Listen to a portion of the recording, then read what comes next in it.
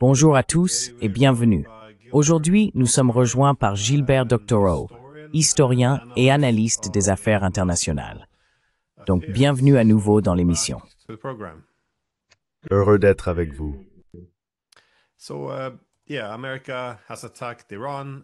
Donc, oui, l'Amérique a attaqué l'Iran. Et il semble que le meilleur point de départ serait d'évaluer l'ampleur des destructions. Évidemment, nous ne connaissons pas encore l'étendue des dégâts infligés par les Américains à l'Iran. Et les commentaires semblent osciller entre l'insistance de Trump sur le fait qu'il s'agit d'un succès spectaculaire, l'anéantissement complet des installations nucléaires iraniennes, et, à l'autre extrême, l'idée que ce fut un échec total et que les attaques étaient au mieux symboliques. De toute évidence, les récits sont devenus une composante de plus en plus importante des guerres. Et étant donné que nous devons attendre des preuves concernant les destructions, il me semble plus raisonnable d'explorer la signification de ces affirmations contradictoires. Qu'en pensez-vous?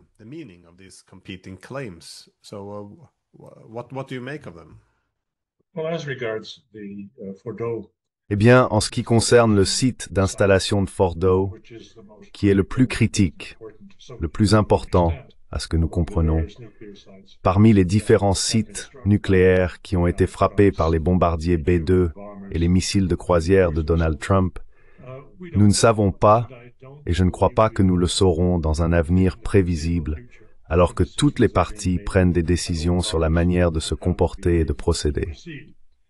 Pourquoi est-ce que je dis cela? Parce que ces installations sont profondément enterrées. Les propos de Trump concernaient les parties extérieures de cette installation. Bien sûr, personne en Iran ne va dire ce qui a été fait et ce qui ne l'a pas été, ce qui était là et ce qui n'y était pas.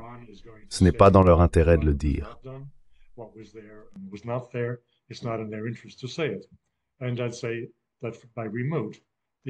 Et je dirais qu'à distance, les Américains et toutes les autres parties extérieures n'ont aucune capacité à déterminer précisément ce qui a été détruit, ni ne sont nécessairement intéressés à déclarer publiquement ce qu'ils découvrent, s'ils trouvent quoi que ce soit.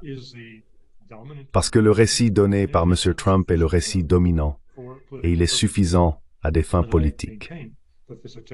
Et je maintiens que cette attaque avait des objectifs politiques et non réellement militaires. Ce qu'il est important de dire, c'est que certains des pairs les mieux informés et les plus instructifs qui interviennent dans d'autres émissions d'interview, Scott Ritter en particulier, ont affirmé qu'aucun dégât significatif n'avait été infligé ou imposé aux installations iraniennes.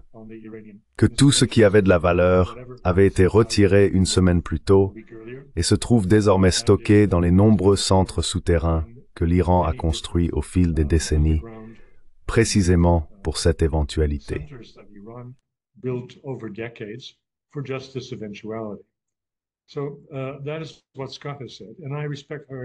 Voilà ce qu'a dit Scott, et j'ai beaucoup de respect pour ses propos, d'autant plus qu'ils ont été appuyés de manière très détaillée par le seul expert militaire présent lors de l'émission de débat et de commentaires de Vladimir Solovyov sur la première chaîne russe, émission que la Russie a remportée, dans le sens où ce général Brzezinski, cet expert qui intervient fréquemment dans le programme, a affirmé qu'il n'y avait eu aucun dégât conséquent à Fordow, que les matériaux avaient été retirés bien à l'avance et que personne ne sait où ils se trouvent.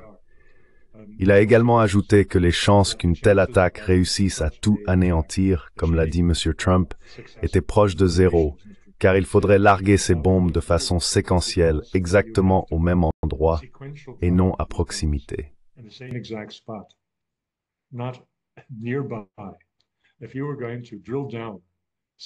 Si vous vouliez percer suffisamment profondément pour détruire les centres de stockage souterrains et les centrifugeuses, il faudrait que plus d'une bombe tombe exactement au même endroit.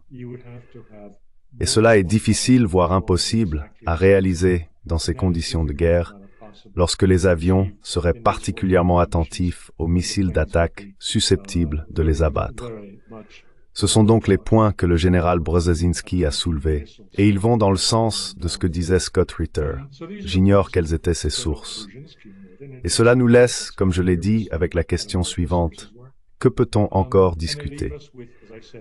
Mes collègues ont abordé de nombreux autres sujets, mais en particulier la question de la légalité ou de l'illégalité de l'opération militaire américaine. Était-elle constitutionnelle ou inconstitutionnelle?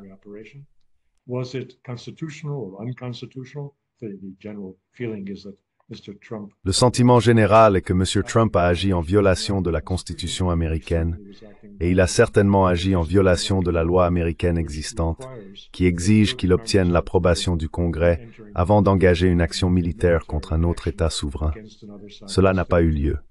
M. Trump a agi entièrement de sa propre initiative. Cependant, c'est là que s'arrête le récit de la part des pairs que j'ai écoutés. Je ne prétends pas passer tout mon temps à écouter tout le monde, mais ce sont les plus importants. J'écoute les émissions que je considère comme les moins sensationnalistes et les plus factuelles. Et là, mes pairs terminent leur discussion et se lancent dans des spéculations selon lesquelles M. Trump serait irrationnel, qu'il agirait de sa propre initiative, sans aucun apport solide, et ainsi de suite.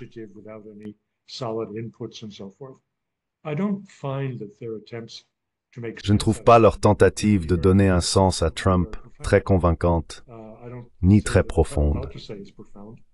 Je ne prétends pas que ce que je vais dire est profond, mais je vais essayer. Ce qui se dit maintenant, c'est que si jamais il s'avère que les Américains ont attaqué une coquille vide, ou que leur attaque a été inefficace parce qu'elle n'était pas assez profonde ou pour une autre raison, alors les Américains se retrouvent avec une seconde mission. Recommencerait-il la même chose une seconde fois? C'est improbable. C'était très risqué, très coûteux, et les résultats semblent insuffisants par rapport à l'objectif annoncé. Alors que leur reste-t-il? Il leur reste la même chose qu'à Israël.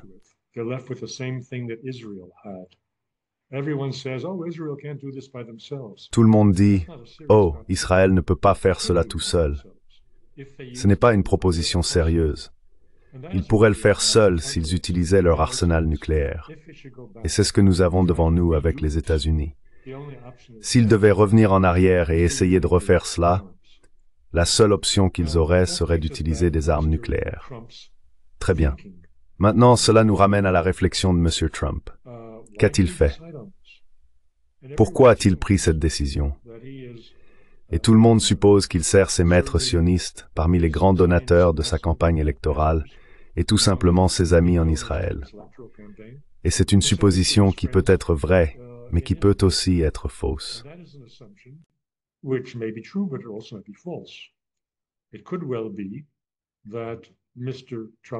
Il se pourrait bien que M. Trump ait anticipé la possibilité d'une attaque nucléaire israélienne et l'ait préemptée par une frappe américaine utilisant des armes conventionnelles que seuls les États-Unis possèdent. Je n'ai pas l'intention de justifier ce qu'il a fait. C'était illégal. C'était à sa manière barbare. Mais je ne peux pas dire que c'est le premier acte barbare de l'histoire militaire américaine récente.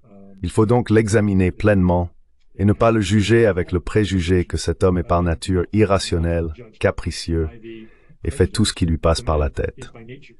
Ce n'est pas une manière sérieuse d'aborder l'analyse politique.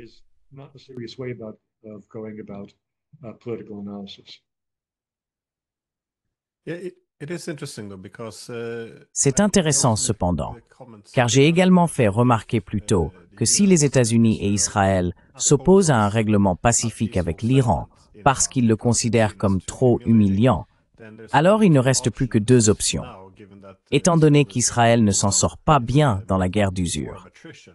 Encore une fois, je pense qu'il visait principalement une frappe de décapitation qui a ensuite échoué. Donc, les deux seules options, s'ils perdent une guerre d'usure, sont soit que les États-Unis entrent en guerre, soit qu'Israël utilise une arme nucléaire. Mais ce que j'ai trouvé intéressant, et sur quoi vous avez commenté, c'est que si Trump dit maintenant que c'était un succès spectaculaire et que le seul objectif est de mettre fin au programme nucléaire.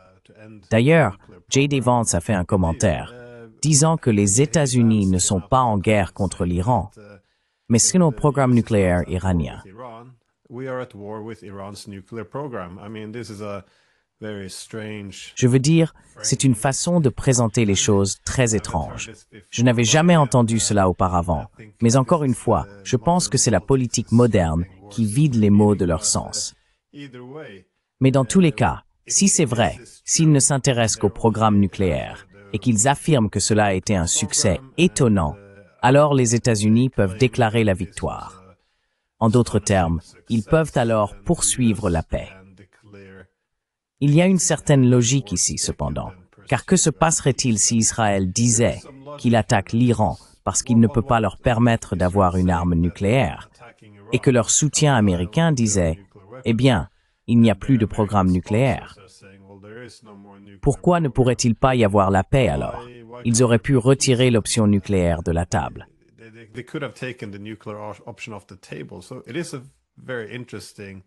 C'est donc un argument très intéressant.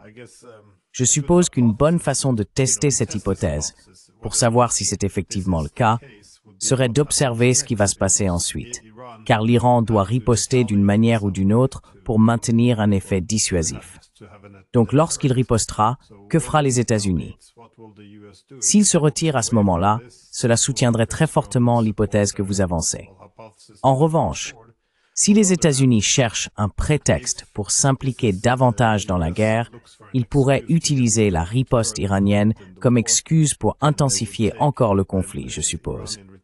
Pensez-vous que ce serait une manière raisonnable de l'évaluer? En d'autres termes, pourquoi ne pas mettre fin à la guerre maintenant?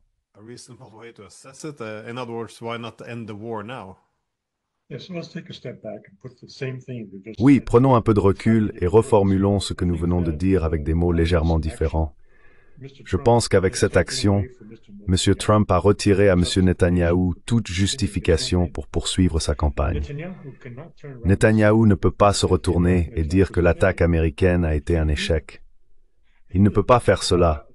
Les Américains ne toléreraient pas une telle insolence. Et il perdrait immédiatement le soutien dont il a désespérément besoin pour agir dans la région, car les Américains sont la principale source d'approvisionnement de tout son matériel militaire. Par conséquent, il ne peut pas insulter Trump en disant « Vous avez complètement tort, le programme continue, les Iraniens ont toujours des capacités ». Il ne peut pas faire cela.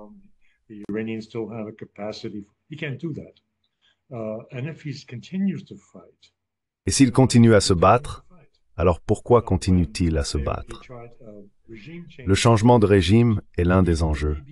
Même la BBC invite désormais à l'antenne des intervenants, des experts, principalement des universitaires, qui affirment que l'idée selon laquelle l'Iran avait une structure gouvernementale faible, un faible soutien populaire et pouvait être renversé, que tout cela était absurde. Permettez-moi de m'arrêter un instant sur ce point. Qu'est-ce que cela signifie? Cela signifie que les renseignements du Mossad étaient nuls, ce qui est une conclusion intéressante que personne ne formule. Tout ce que nous savons, c'est que le Mossad est présenté comme le service de renseignement le plus brillant, le plus efficace de la région, voire du monde. C'est ce qu'on entend tous les jours. Mais attendez une minute. À quoi ont donc servi leurs renseignements?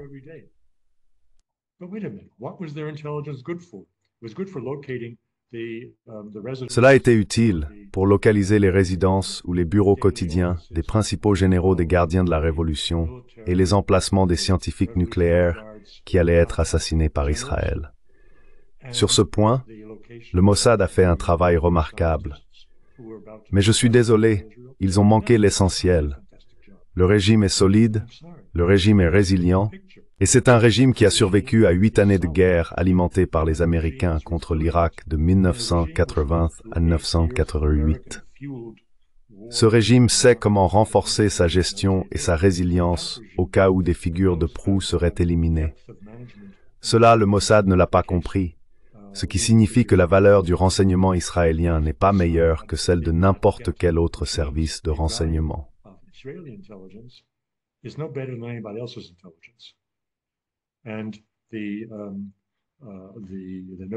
Et l'idée qu'ils poussent les Ukrainiens à attaquer ceci ou cela, mais s'ils sont si mauvais pour se protéger de leurs voisins, à quoi servent-ils dans l'environnement international plus large? Donc je dis simplement que c'est un point qui, à mon sens, est extrêmement important dans notre évaluation de la relation entre les États-Unis et Israël, et il semble que tout le monde passe à côté parce qu'ils ne regardent pas la situation sous un autre angle. Ils creusent tous au même endroit. Maintenant, cette erreur de jugement concernant le Mossad est-elle la seule ici? Qu'en est-il de la guerre en cours?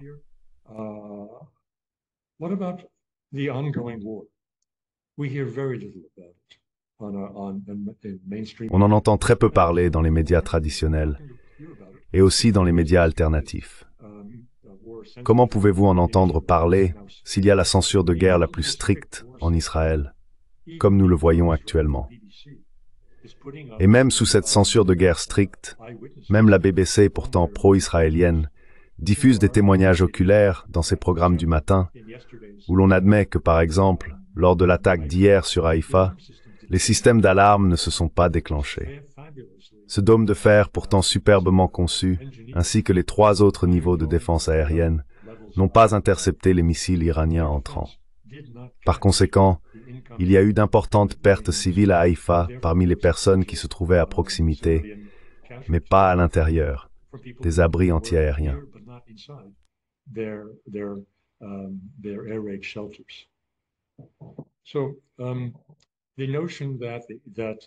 Ainsi, même la BBC a abandonné l'idée que le dôme de fer et les autres défenses aériennes sont efficaces. Ils ne disent plus « Oh oui, Israël n'a eu qu'à intercepter quelques missiles parce que, de toute évidence, les Iraniens sont à court de missiles ou ont perdu la capacité de les lancer à cause des frappes israéliennes et américaines. » La BBC ne dit plus cela. Il y a une compréhension tacite que les Iraniens tirent autant de missiles qu'ils estiment nécessaires à un moment donné, en partant du principe que presque tous atteindront leur cible. C'est une toute nouvelle perception du niveau de conflit entre Israël et l'Iran.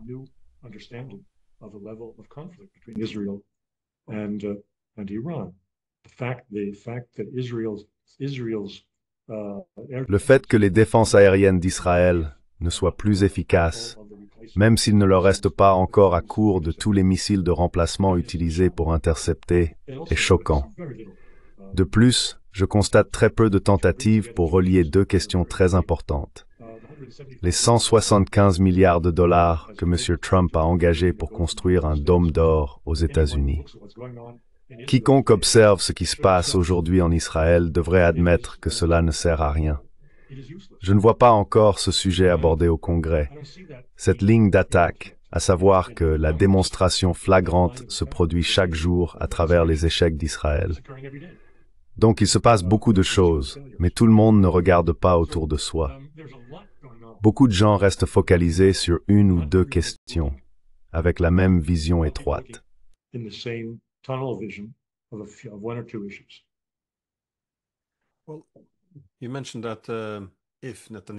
Eh bien, vous avez mentionné que si Netanyahou devait dire que la frappe américaine était un échec, en d'autres termes, qu'il faut poursuivre la guerre, les Américains ne le permettraient pas.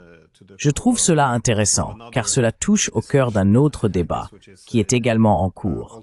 Est-ce que les Américains sont contrôlés par Israël via le lobby israélien, ou bien Israël est-il utilisé comme un instrument par l'Amérique? Cela ramène à cette question de savoir si, oui ou non, les Américains toléreront, je suppose, la désobéissance. Pour ma part, j'aurais plutôt tendance à pencher pour la première option, c'est-à-dire en supposant qu'Israël exerce un énorme contrôle sur les États-Unis. Mais il est intéressant de considérer les arguments opposés.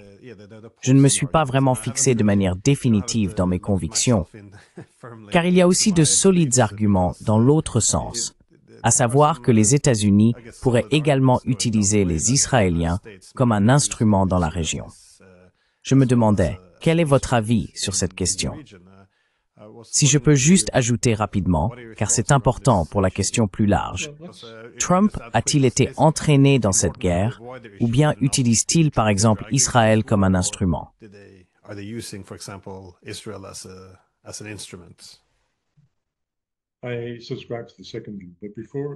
J'adhère à la seconde opinion. Mais avant d'entrer dans le vif du sujet, prenons un peu de recul et penchons-nous sur les biais professionnels. Encore une fois, Ce qui m'étonne, c'est que si peu d'entre nous se regardent dans le miroir pour essayer de discerner leur propre niveau de compréhension et la manière dont nos préjugés influencent notre perception des nouveautés. Les journalistes, en général, n'ont pas un horizon temporel qui remonte à plus de 2 semaines. Les commentateurs, peut-être quelques années. Les historiens, peut-être quelques siècles comme biais. Les universitaires, s'il vous plaît, ne le prenez pas personnellement. Même si je n'ai enseigné qu'1 an à l'université, au début de mon parcours post-universitaire, j'ai tout de même une formation académique et je pourrais être considéré comme tel.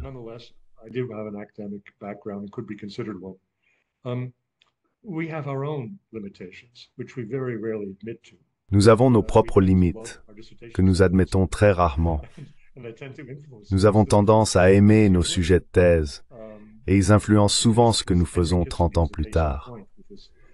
C'était le cas d'Henry Kissinger avec ses études sur le Congrès de Vienne lors de son doctorat, qui ont marqué son travail jusqu'à la fin de sa carrière. Et il n'est pas le seul, la plupart d'entre nous fonctionnent ainsi. La question ici concerne John Mearsheimer, qui en 2007 a publié un livre qui a failli entraîner son bannissement de la vie universitaire, tant il était scandaleux. Il abordait le sujet tabou du contrôle d'Israël sur le Congrès américain et la politique étrangère des États-Unis.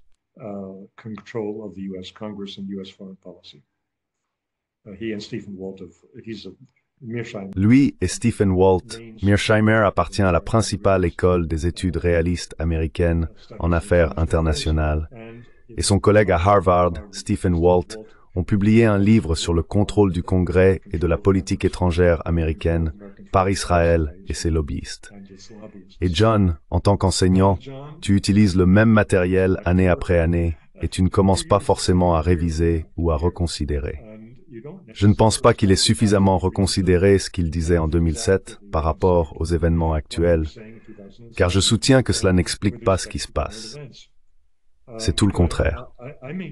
Maintenant, quand j'ai dit cela il y a 1 an, je n'étais pas le seul à affirmer qu'Israël est la queue remuée par le chien américain, dont la tête se trouve à Washington.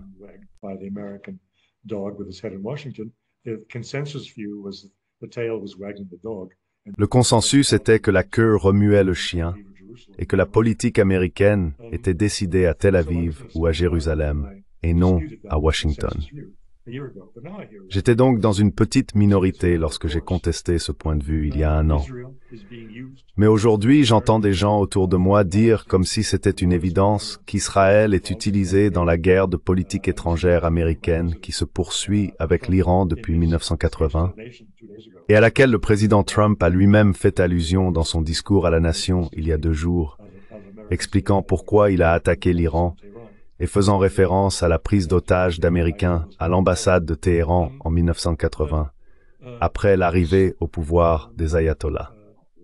Cette tradition est invalidée par la manière dont Israël est détruit sous les yeux de Washington par les contre-attaques iraniennes.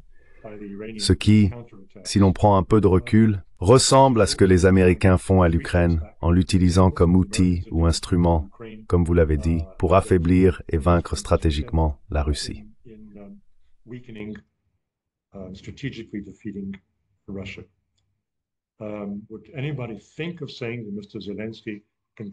Est-ce que quelqu'un penserait à dire que M. Zelensky contrôle Biden et ses sbires? Eh bien, ce n'est pas facile à envisager, car Zelensky était unique en son genre, un plaisantin, un acteur de 3e ordre, et ainsi de suite. En regardant Israël, on retrouve le même homme depuis 30 ans, M. Netanyahou, qui domine la politique israélienne et semble exercer une forte influence personnelle sur ses homologues américains.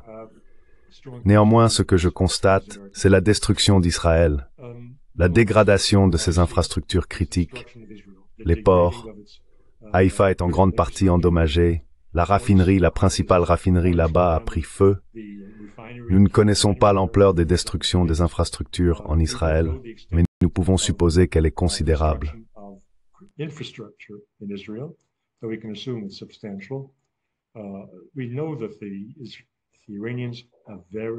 Nous savons que les Iraniens disposent de missiles très précis. Encore une fois, cela revient sur le tapis.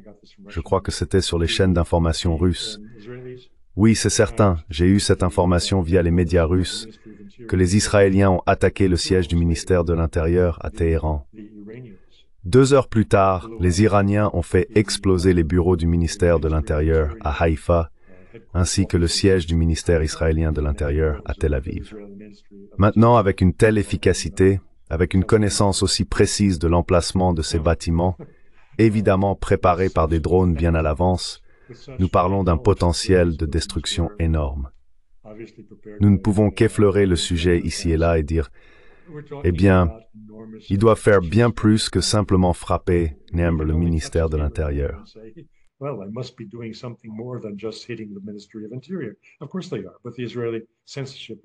Bien sûr qu'ils le sont, mais la censure israélienne ne laissera aucune de ces informations filtrées. Ils frappent des cibles sans préciser quelles centrales électriques ont été détruites. Ils attaquent l'approvisionnement en électricité en Israël, donc ils visent des infrastructures critiques. Combien de temps Netanyahou peut-il continuer ainsi, alors qu'il n'a même plus d'explication raisonnable à donner à sa nation, à qui il prétend répondre aux prières de longue date visant à neutraliser le programme nucléaire iranien? Je dis que ce n'est qu'une question de temps. Qu'est-ce qui arrivera en premier? Que l'économie israélienne soit détruite ou largement paralysée, ou que M. Netanyahou soit évincé et envoyé en prison. Je ne sais pas lequel, mais il va forcément se passer quelque chose.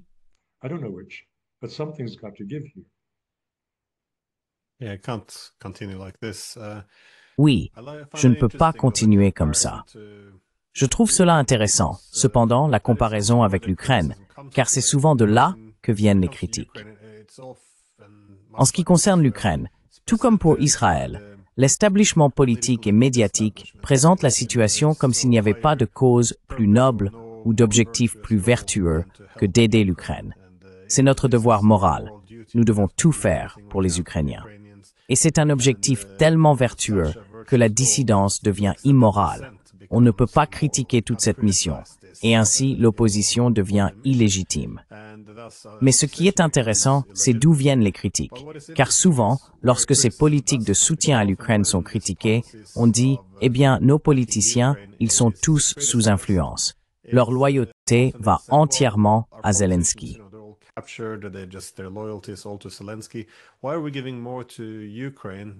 Pourquoi donnons-nous plus à l'Ukraine qu'aux pauvres de notre propre pays?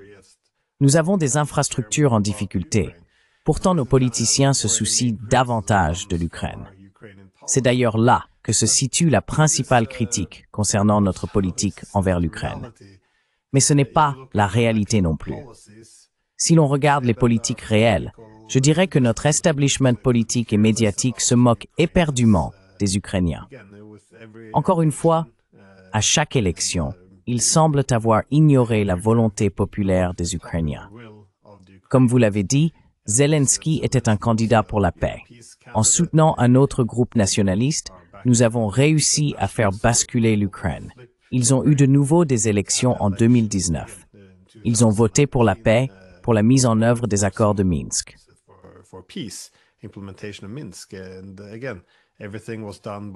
Et encore une fois, tout a été fait par les gouvernements occidentaux et leurs ONG, qui sont financés par les gouvernements occidentaux, pour renverser cette élection entière et maintenir l'Ukraine sur la voie du conflit avec la Russie, tout en sachant que cela entraînerait la destruction de l'Ukraine.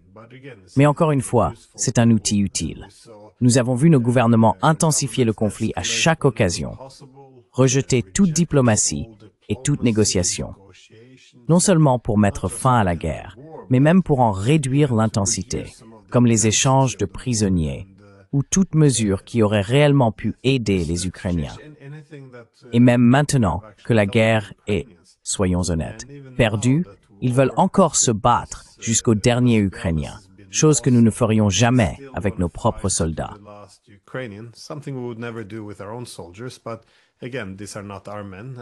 Mais encore une fois, ce ne sont pas nos hommes. Et comme de plus en plus d'Ukrainiens le reconnaissent, ils sont, vous savez, de simples instruments bon marché pour affaiblir un adversaire. Donc cette idée que nos politiciens sont tous subordonnés aux intérêts ukrainiens est un non-sens. Ils ont pris l'Ukraine dès le début, à une époque où personne ne voulait faire partie de l'OTAN, où la Russie était considérée comme le principal partenaire. Et ils l'ont utilisé comme un instrument à lancer contre les Russes. Donc cette idée que nos politiciens sont aux ordres de Zelensky, il était un candidat de la paix. Au départ, il ne voulait pas de ces politiques. Nous avons contribué à façonner ces politiques.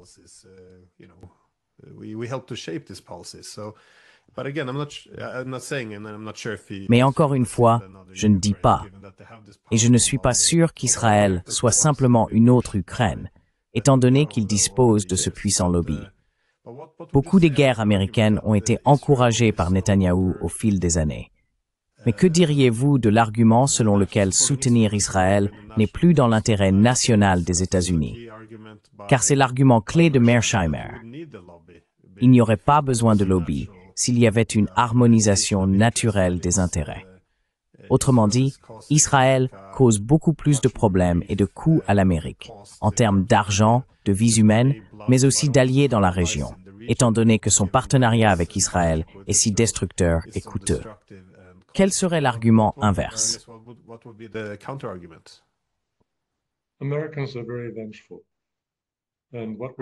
Les Américains sont très vindicatifs. Et ce que nous voyons actuellement est une réédition de ce qui s'est passé en 1980, lorsque le Shah a été renversé et qu'un régime hostile aux intérêts américains et à la domination américaine du pays pendant les décennies précédentes a été installé. Cette période a été marquée par une corruption massive, des détournements de fonds et un mode de vie qui était contraire aux éléments conservateurs de la société iranienne. Donc, ce que nous voyons maintenant, c'est Donald Trump a répondu à la question pour moi, la question que vous posez.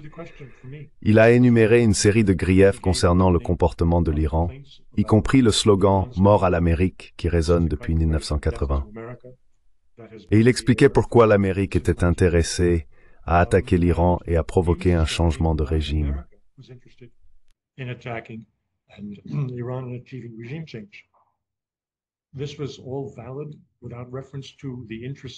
Tout cela était valable sans référence aux intérêts d'Israël.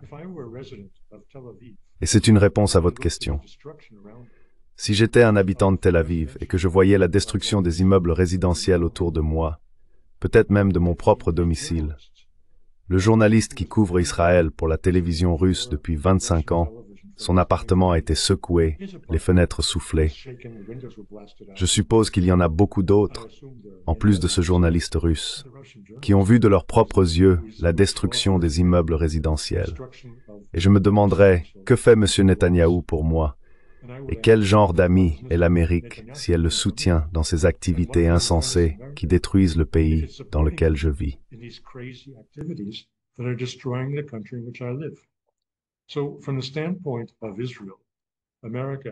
Du point de vue d'Israël, l'Amérique n'est plus une amie à l'heure actuelle. L'Amérique est l'ami de M. Netanyahou dans sa guerre insensée, sans parler de son caractère criminel contre l'Iran, dans laquelle Israël n'est qu'un petit acteur face aux géants iraniens. Hormis les armes nucléaires, en termes de force conventionnelle, les deux pays ne sont en aucun cas à égalité. Bien sûr, Israël dispose d'une puissance aérienne bien supérieure à celle de l'Iran, mais l'Iran possède une puissance terrestre et une puissance de missiles. Il dispose d'environ 40 000 missiles qui ont été préparés pendant plus d'une décennie pour le conflit que nous voyons aujourd'hui. C'est un avantage considérable.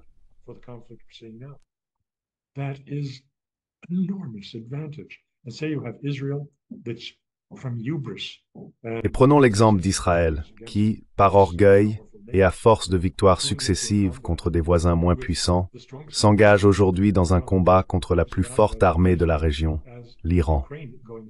C'est à peu près aussi insensé que l'Ukraine affrontant la Russie.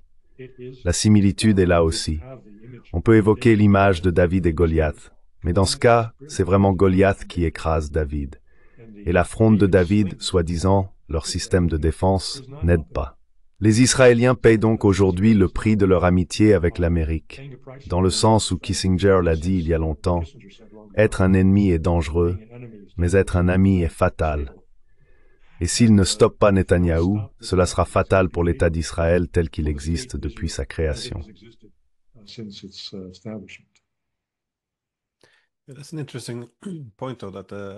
C'est un point intéressant cependant que de se demander dans quelle mesure le partenariat d'Israël avec les États-Unis sert les intérêts américains. Cela suppose que les États-Unis agissent toujours de manière rationnelle en fonction de leurs propres intérêts nationaux. Mais, oui, pour évoquer, je crois qu'il y avait une citation d'Oscar Wilde où il disait « L'Amérique est le seul pays qui soit passé de la barbarie à la décadence sans connaître la civilisation entre les deux. » Cela suggère simplement que l'endurance, la pérennité du projet et la rationalité ne sont pas toujours présentes. Mais je ne suis pas sûr que cela s'applique ici. Je voulais simplement orienter un peu la discussion, puisque nous comparons aussi cela avec l'Ukraine. Comment cela se rapporte-t-il à la Russie?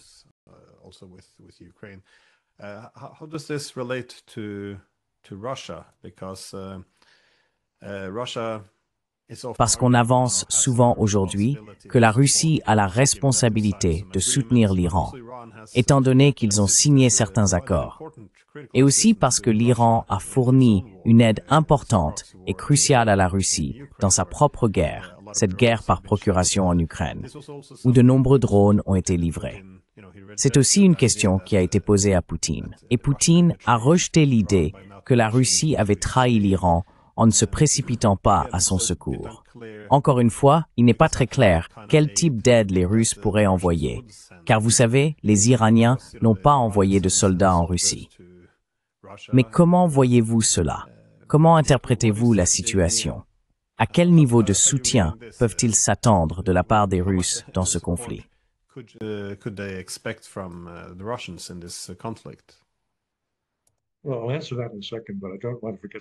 Eh bien, je vais répondre à cela dans un instant.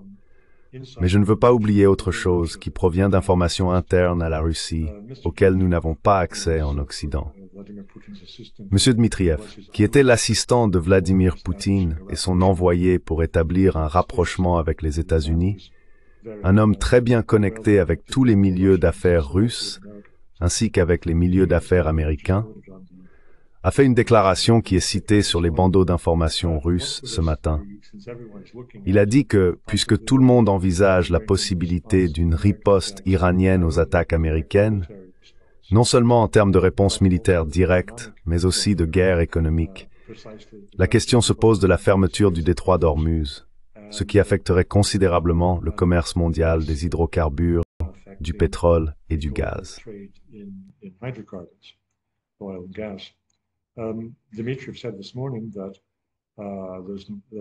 Dmitriev a déclaré ce matin que les Iraniens envisagent de fermer le détroit d'Ormuz à certains pays, les États-Unis, la Grande-Bretagne, la France et l'Allemagne. Pourquoi pas?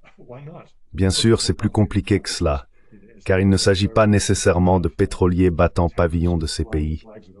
En réalité, il est peu probable que les pétroliers servant les intérêts de l'Europe occidentale et des États-Unis battent le pavillon de ces pays. De manière générale, tout comme les Houthis interdisaient le passage en mer Rouge aux navires marchands desservant Israël, quel que soit leur pavillon, les Iraniens pourraient faire quelque chose de similaire. Cela n'interromprait pas complètement le commerce mondial, mais cela se ferait certainement remarquer et affecterait le commerce du gaz et du pétrole pour les pays concernés. Mais pour revenir à la question plus large des obligations de la Russie, on en a beaucoup parlé.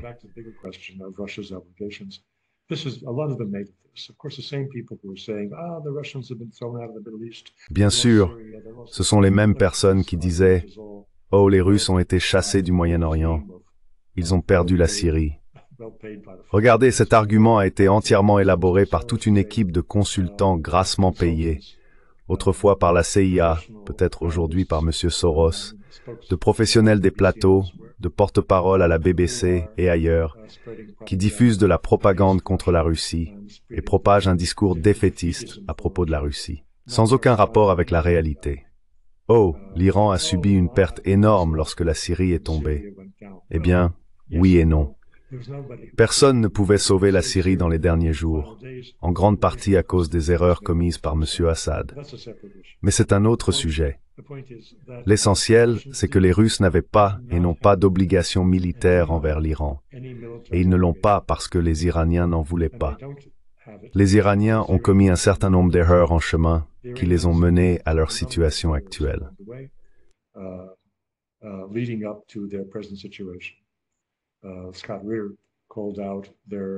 Scott Ritter a souligné leur erreur de calcul dans leurs négociations avec les Américains et le fait qu'ils ont rapidement augmenté le niveau d'enrichissement de l'uranium comme tactique de négociation et levier face aux Américains, alors qu'en réalité, cela revenait à agiter un chiffon rouge devant les États-Unis et a conduit aux actions que nous avons observées ces derniers jours. Ce n'est pas la seule erreur que les Iraniens ont commise en cours de route. Ils ont fait une erreur très importante avec les Russes. Les négociations sur le soi-disant accord de coopération globale avec la Russie, qu'ils ont conclu, je crois que c'était en décembre, enfin signé, avaient été discutées bien plus d'un an à l'avance. De nombreux points empêchaient les deux parties de finaliser l'accord. L'une des principales questions était « Quel est le niveau ?» L'accord comporte-t-il des dispositions pour une défense mutuelle? Et finalement, les Iraniens ont rejeté de telles dispositions.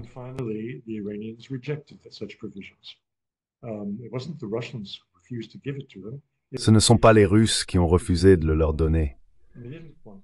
Ce sont les Iraniens qui ont dit qu'ils n'en voulaient pas. Et ils n'en voulaient pas parce que, encore une fois, leur propre renseignement et leur propre compréhension de la politique mondiale étaient erronés.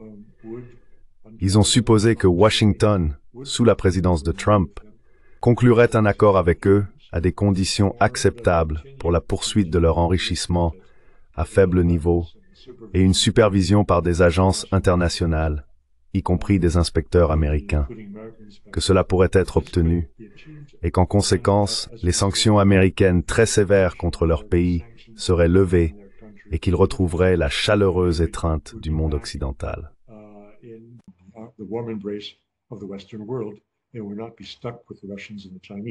Ils ne seraient pas coincés avec les Russes et les Chinois. Eh bien, ils sont coincés avec les Russes et les Chinois, mais sans aucune protection militaire à cause de leur propre incapacité à comprendre les priorités des États-Unis. Ce que les gens ne comprennent pas lorsqu'ils examinent la politique russe, c'est qu'il y a parfois une certaine logique derrière. Je ne dis pas que c'est toujours le cas, mais souvent, ça l'est. Pourquoi les Russes n'ont-ils pas pris Kiev en 2014? Eh bien, ils auraient pu, bien sûr. L'armée ukrainienne à l'époque ne valait rien, mais il y aurait eu des sanctions économiques qui auraient écrasé l'économie russe en 1 ou 2 semaines, car les Russes n'étaient pas aussi préparés en 2014 qu'ils l'étaient en 2022. C'est pareil ici.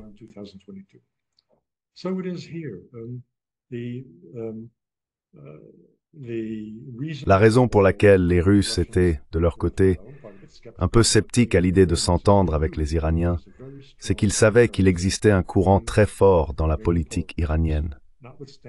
En dépit des ayatollahs et des personnes très conservatrices officiellement au pouvoir, une partie importante de la société et du gouvernement iranien était libérale. De la même manière que la Russie comptait un grand groupe de libéraux de la 5e colonne qui ont finalement été expulsés ou ont fui le pays au début de l'opération militaire spéciale.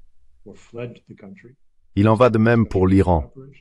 Ils avaient un grand nombre de responsables gouvernementaux et de membres de la société civile qui souhaitaient de bonnes relations avec les États-Unis et n'étaient pas enthousiastes à l'idée de traiter avec la Russie, laquelle, à leurs yeux, ne peut pas répondre à leurs besoins économiques.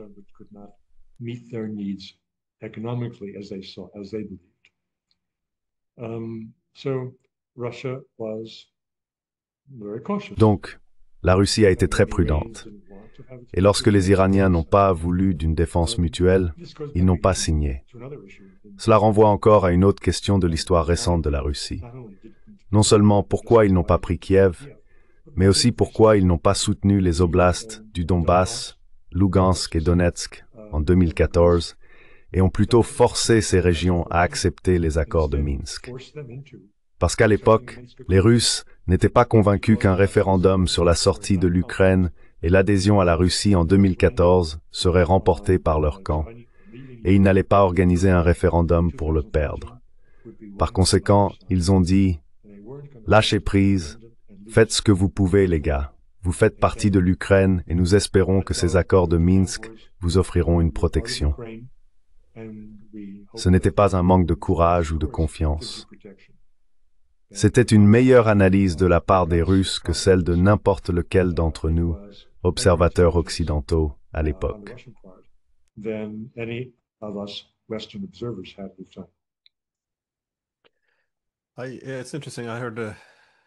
C'est intéressant. J'ai entendu la même chose venant de Moscou, c'est-à-dire que les Iraniens n'en voulaient pas.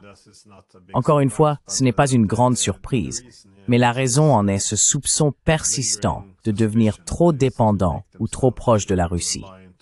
Ils ont des siècles d'histoire commune qui n'inspirent pas toujours une grande confiance. Je veux dire, je vois les choses comme étant très différentes au cours des 10 à 15 dernières années. Alors que la Russie a essentiellement commencé à utiliser les Iraniens comme une monnaie d'échange pour s'acheter une place dans une maison européenne commune.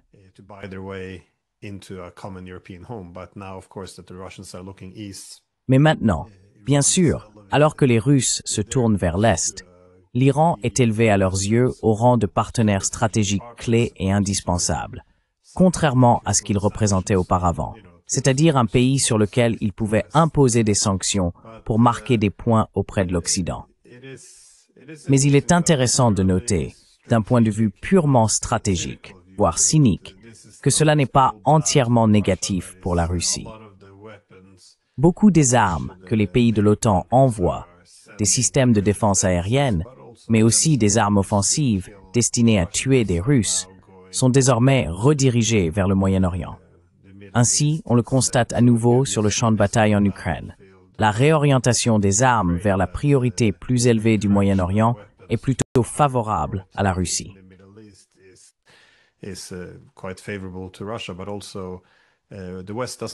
Mais aussi, l'Occident n'a pas tendance, vous savez, il n'aime pas tirer les leçons des guerres perdues. Donc, lorsqu'on subit l'humiliation de perdre une guerre, la meilleure chose à faire, ce que nous faisons souvent, il y a d'ailleurs de nombreux précédents, c'est de déplacer l'attention vers autre chose, afin d'avoir un nouveau projet pour remplacer celui qui a échoué. De plus, il pourrait être plus facile, pour des raisons politiques, que l'Occident abandonne le projet ukrainien. Par ailleurs, les prix du pétrole s'envolent, ce qui n'est pas mauvais.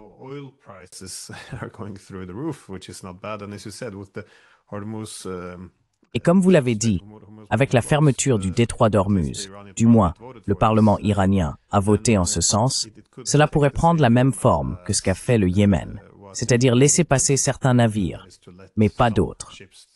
Encore une fois, je pense que si la Russie cherche à punir ses adversaires, et vous savez, ils considèrent qu'ils combattent l'OTAN en Ukraine. Ce n'est pas principalement une question d'Ukraine. Alors, tout cela n'est pas une mauvaise affaire pour les Russes. Maintenant, je ne dis pas qu'ils voient cela comme quelque chose de positif, qu'ils sont tous cyniques, mais cela pourrait être une variable dans leur réflexion stratégique.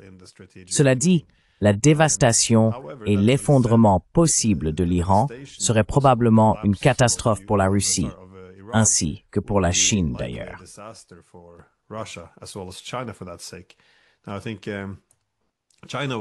Je pense que la Chine était satisfaite que l'attention de l'Amérique soit redirigée vers la Russie.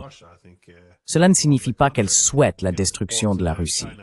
Au contraire, cela a offert à la Chine quelques années pendant que l'Amérique se concentrait ailleurs. Mais la Chine ne peut pas non plus se permettre de voir la Russie échouer dans cette guerre contre l'OTAN. Encore une fois, je ne dis pas qu'ils agissent tous par pur intérêt personnel, mais c'est un intérêt qu'il faut prendre en compte. Je ne dis pas que la Chine se réjouit des pertes russes, ni que les Russes se réjouissent des pertes iraniennes, mais les intérêts doivent entrer en jeu ici. Mais concernant la possible défaite de l'Iran, pensez-vous que les Russes et les Chinois interviendraient pour s'assurer qu'ils ne perdent pas ce combat.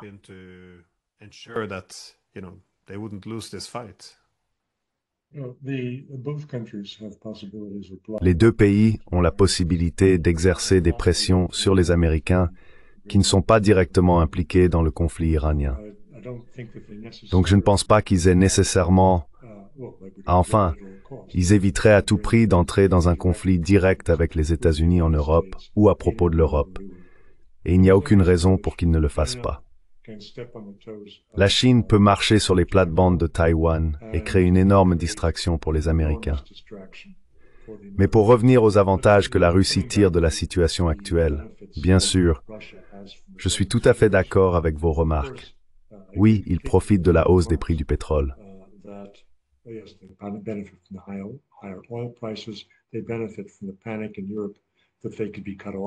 Ils profitent de la panique en Europe à l'idée d'être coupés des hydrocarbures du Moyen-Orient et de devoir supplier les Russes à genoux pour obtenir des approvisionnements qu'ils ont pourtant condamnés. Et bien sûr, le retrait des défenses aériennes américaines d'Ukraine et la non-fourniture de matériel militaire supplémentaire à l'Ukraine, alors que tout est dirigé vers Israël et le Moyen-Orient. Tout cela profite à la Russie, même si ça ne change pas la direction de la Russie dans la guerre. Ça peut accélérer un peu les choses parce que les Ukrainiens n'ont pas les moyens qu'ils auraient autrement pour empêcher des frappes aériennes massives et des mouvements au sol de l'infanterie russe. Donc oui, il y a des avantages, il y a aussi le Joker dans la partie.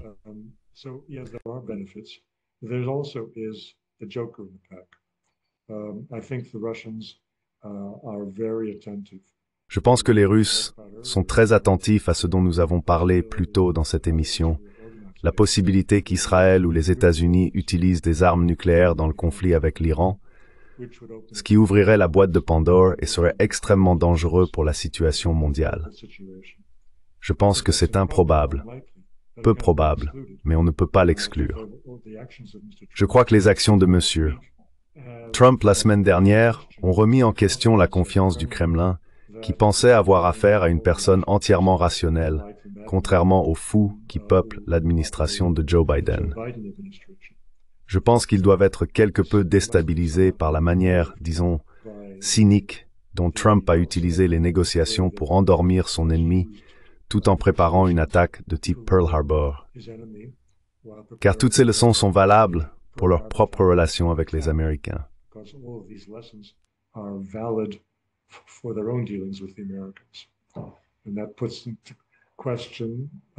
Et cela remet en question, je pense que les Américains sont désormais totalement détournés du processus de paix en Ukraine, ce qui est une bonne chose pour les Russes. C'est également positif que la priorité accordée au conflit au Moyen-Orient ait relégué la guerre de la Russie en Ukraine au second plan dans nos journaux. Moins nous voyons à la télévision la dévastation des infrastructures civiles ukrainiennes par la Russie, mieux c'est pour les Russes. Il y a donc des aspects positifs qui l'emportent sur les aspects négatifs dans ce conflit pour la Russie, mais il existe aussi des aspects négatifs et des éléments imprévisibles, en particulier la question nucléaire. Mais la question de l'arme nucléaire ne concerne pas le développement par l'Iran, mais l'utilisation par Israël et les États-Unis.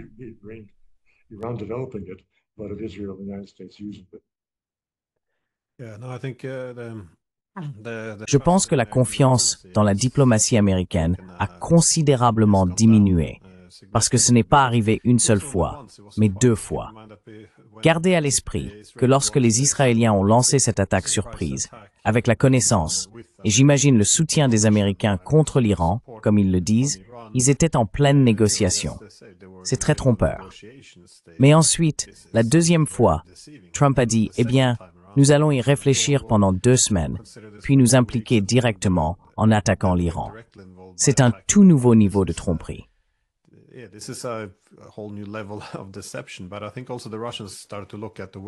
Mais je pense aussi que les Russes ont commencé à observer la manière dont l'Iran a été attaqué, car la façon dont les drones ont été introduits clandestinement pour ensuite attaquer les réacteurs nucléaires iraniens est presque identique à celle utilisée pour faire entrer les drones en Russie, les assembler, puis les utiliser pour attaquer la force de dissuasion nucléaire russe. Et évidemment, l'idée que l'Amérique n'était pas au courant ou que Trump n'était pas au courant semble de moins en moins probable de leur point de vue, étant donné que cela se reproduit maintenant dans la guerre contre l'Iran. Quoi qu'il en soit, as-tu des réflexions finales avant que nous concluions?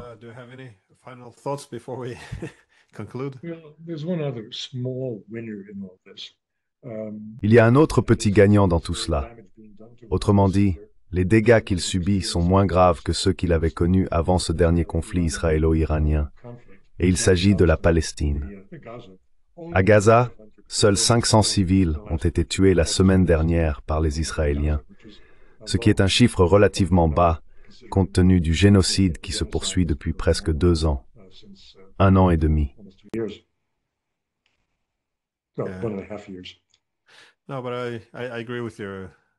Non, mais je suis d'accord avec votre analyse.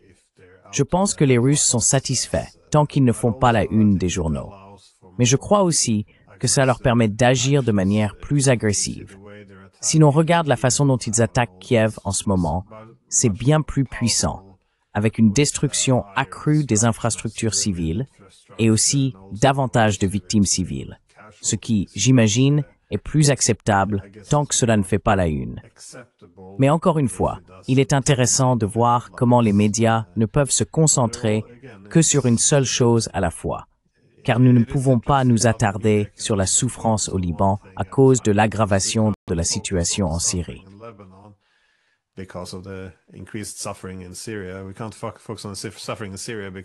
Nous ne pouvons pas nous concentrer sur la souffrance en Syrie à cause du génocide à Gaza. Mais maintenant, nous ne pouvons pas nous concentrer sur le génocide à Gaza à cause de la guerre contre l'Iran.